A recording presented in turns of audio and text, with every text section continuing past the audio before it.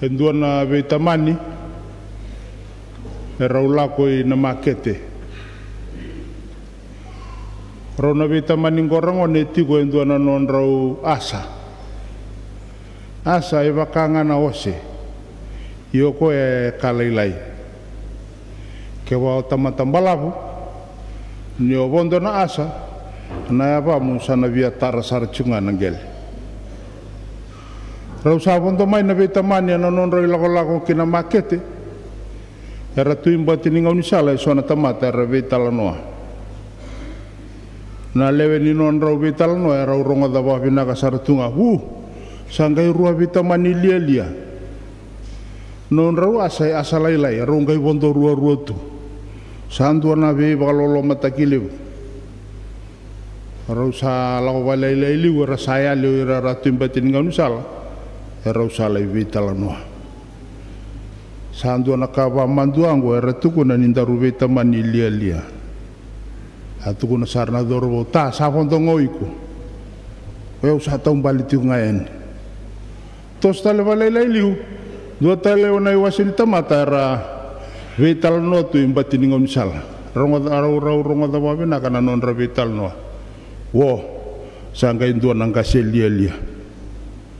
Walolo mataki na luvena. Taumbali tu na luvena. Ngai wondo tu. O tamani ngone. Tos tale walai oro lai mbosi tali. Na luven gue usaha mandua saranga era tukuna ni utamani ngone lia. Mai wondo iko.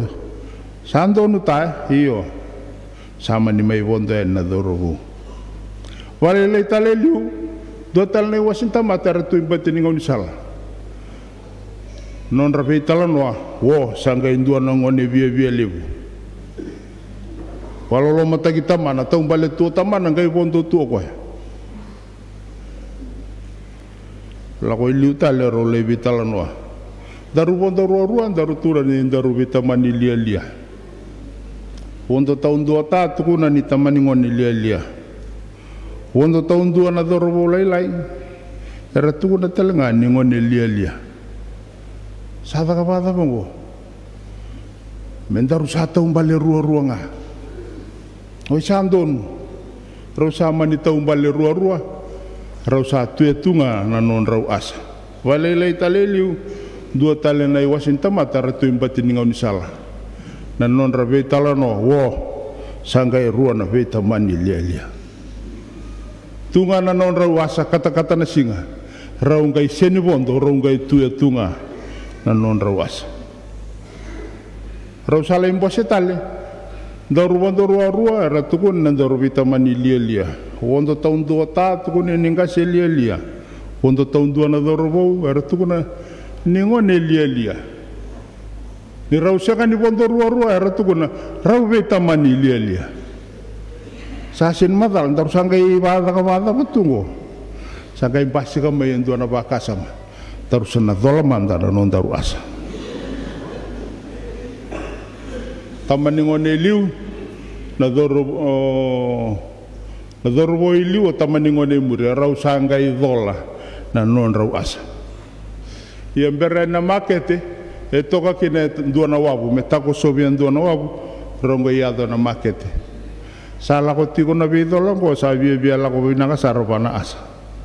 Sabia le lutusar na non amodi.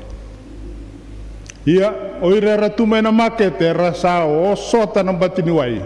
Rasa mai ngoro tu, na dama satos tu mai ngo. Sangga ikinda mai o koe adola tichuga idaki. Ni sarongo da, nandomo ni ue. Sangga rei mai bangko na matana, matai sarangani kai lautan na matana, na kara-kara o di indela ni wai. Via andua na tamani rele we durumi iratu asa. Sangga ite kebuo ko me ababala. Yo rau na veitamani rau sanga me rau manggosa na non rau dola ju. Rau sangga sanga me manggosa sanga saya abala ngabasi via o ko etiko idake. Na itini ni talonongo orangone. O ko na tamani ngone na dorobo watana asa tau doko tu lago tu doko iwai sada vai kia na non dai talano na iwa bubuli ni talano ngo e na senga ni rawa ninda baka marau takira na tigo na tamata ke ba anda na ba sangati ko menda ba marau takira na tamata ke na itini tini enda na mata baka sesi me baka takirau na vetaman. You cannot be a man pleaser. If you want to please men, in the end you will become a fool.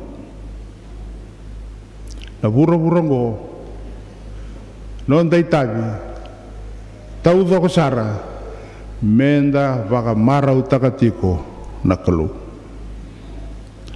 Niona baka marau taka na kalu o nandonu bura-bura o nandonu talanga ilo malang.